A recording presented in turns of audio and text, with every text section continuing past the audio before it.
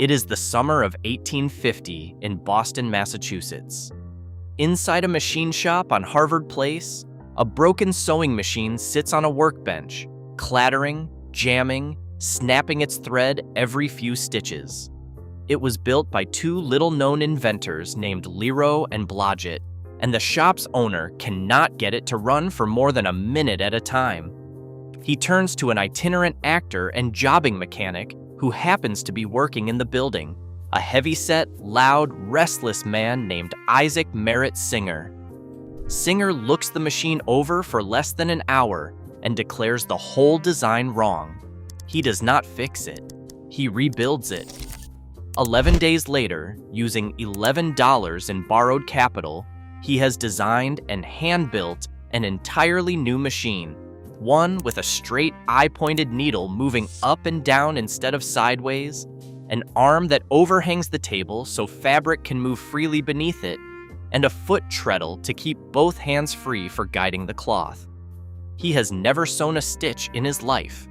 He does not know it yet, but he has just built the machine that will end up in more American homes than the telephone, the radio, or the automobile combined.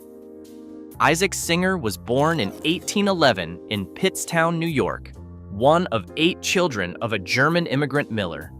He left home at 10, drifted through a string of failed careers: apprentice machinist, itinerant actor touring with his own traveling theater troupe under the stage name Isaac Merritt, an inventor of a rock drilling machine and a wood and metal carving tool, neither of which made him a cent. By the time he wandered into that Boston machine shop in 1850, he was 39 years old, broke, and already the father of children by 2 different women, neither of whom he had bothered to marry. He was, by every account from people who worked with him, a bully, a showman, and a man who could sell absolutely anything to absolutely anyone. What he had never been was disciplined. That part would come from somebody else. On August 12, 1851, Singer received United States patent number 8294 for his improved sewing machine. He had no money to manufacture it.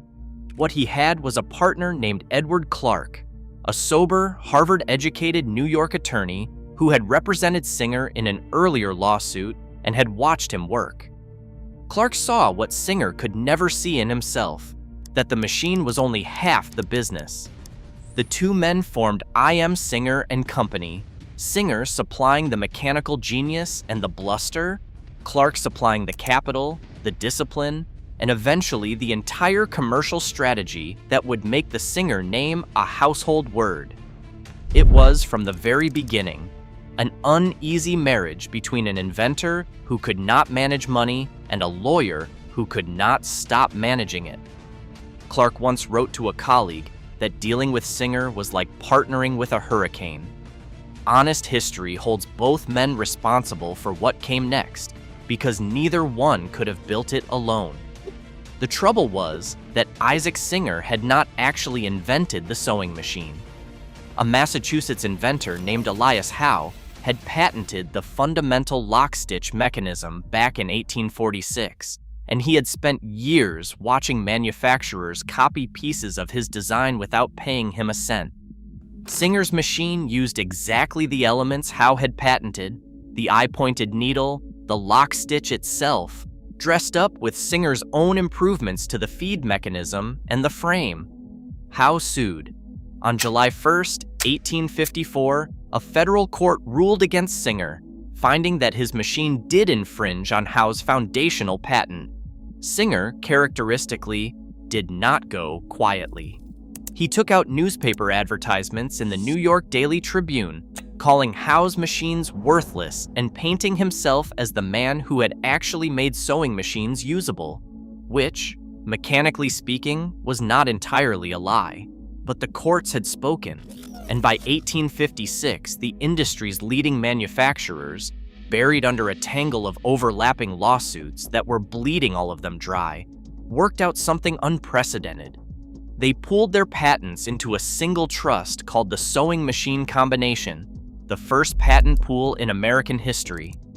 Howe would receive $5 for every machine sold in the United States and $1 for every machine sold abroad for the rest of the patent's life. Singer paid him, kept building, and the war that could have killed the entire industry in its infancy instead became the deal that let it grow. What made Singer's company different from every other sewing machine maker was not the machine. Independent inventors and manufacturers across New England were building comparable devices by the mid-1850s.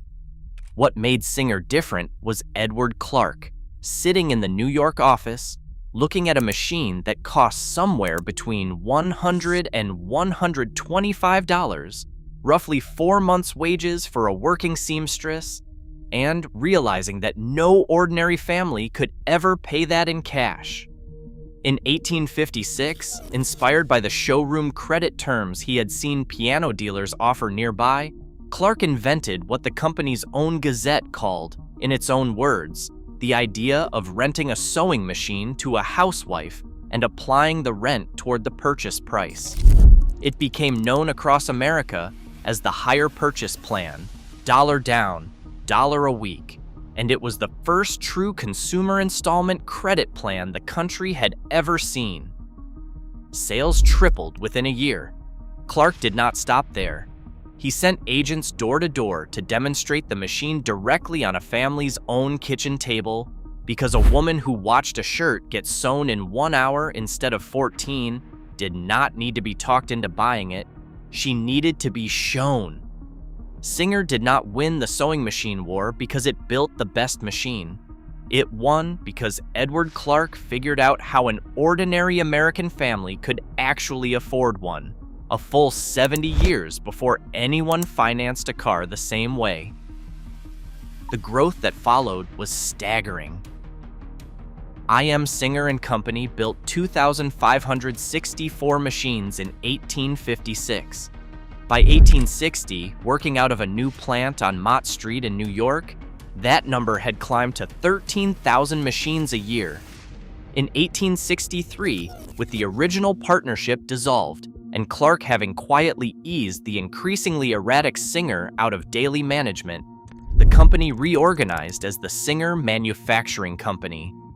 A massive new factory rose in Elizabethport, New Jersey in 1873, one of the largest industrial complexes in the country, and by 1880, Singer was not just the leading sewing machine maker in America.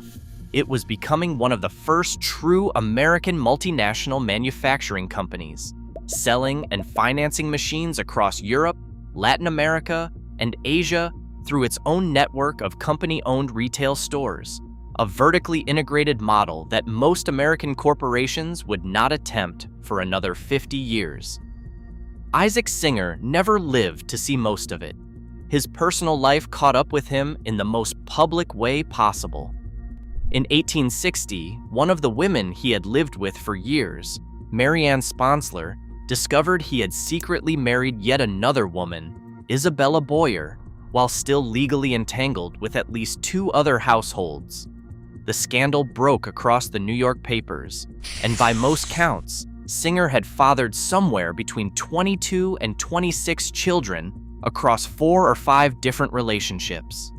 He left for Europe amid the wreckage of his own reputation, built an enormous mansion in Devon, England, that locals nicknamed the Wigwam, and died there in 1875, worth an estimated $13 million.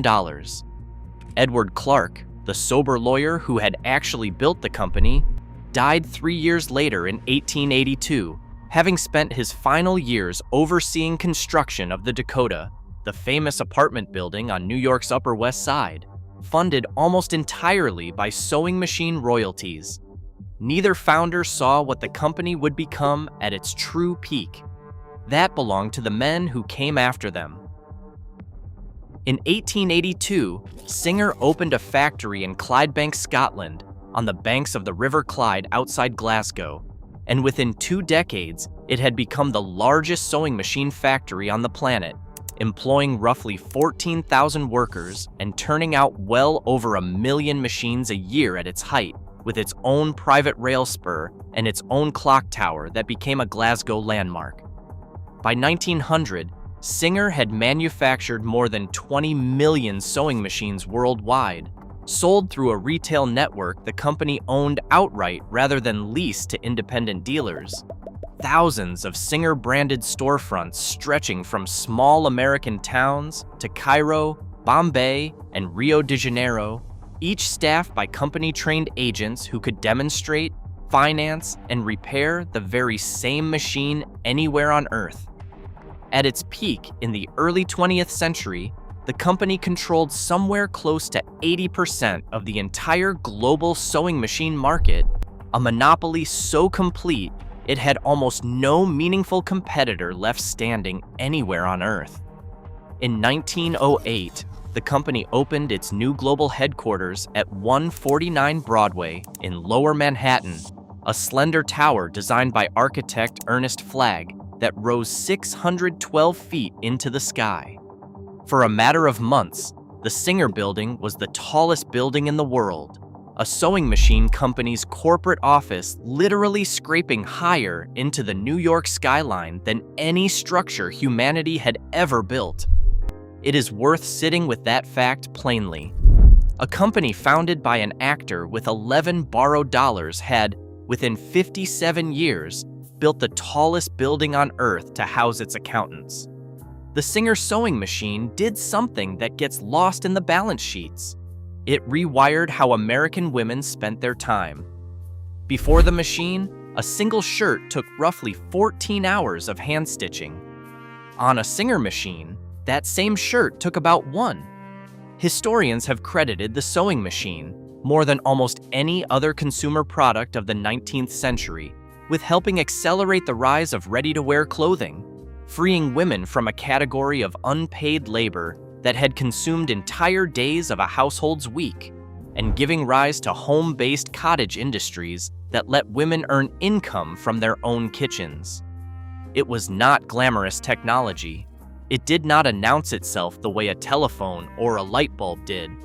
But by the early 20th century, a Singer machine sat in a genuinely staggering share of American and European homes, an appliance so common it barely needed advertising, purchased on the same dollar down, dollar a week terms that Edward Clark had invented half a century earlier. War reshaped the company twice. During the First World War, Singer's precision manufacturing lines, built to hold sewing machine tolerances measured in fractions of a millimeter, were repurposed to build rifle parts and other munitions for the American and British governments. During the Second World War, the retooling went further still.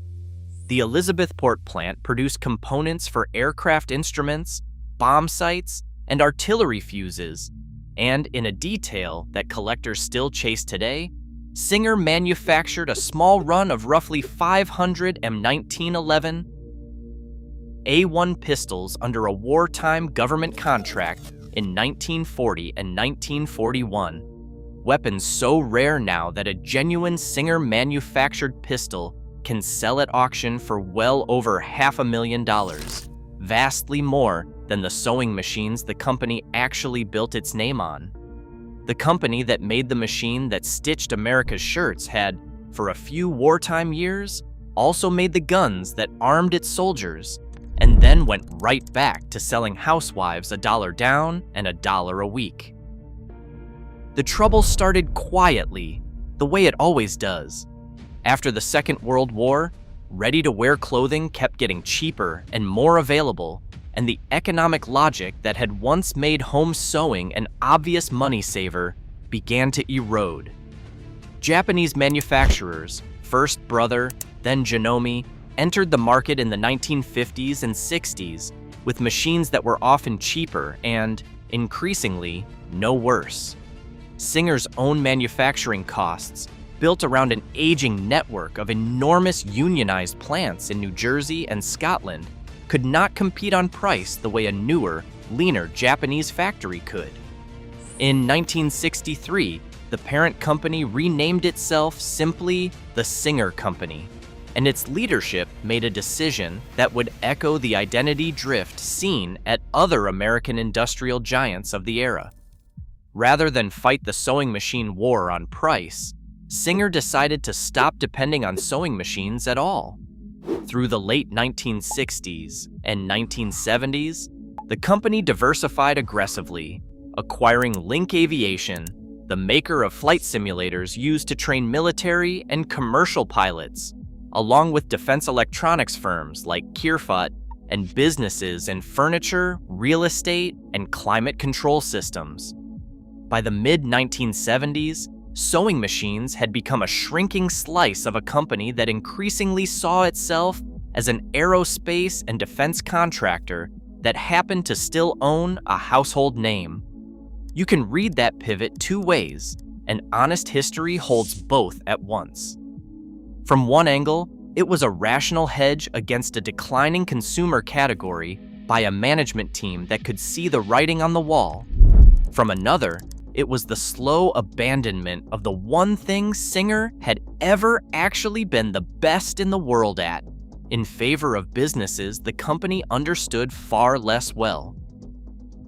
By the mid-1980s, the sewing machine division, the business that had once built the tallest tower in the world, was a shrinking, undervalued afterthought bolted onto a defense conglomerate, and Wall Street noticed.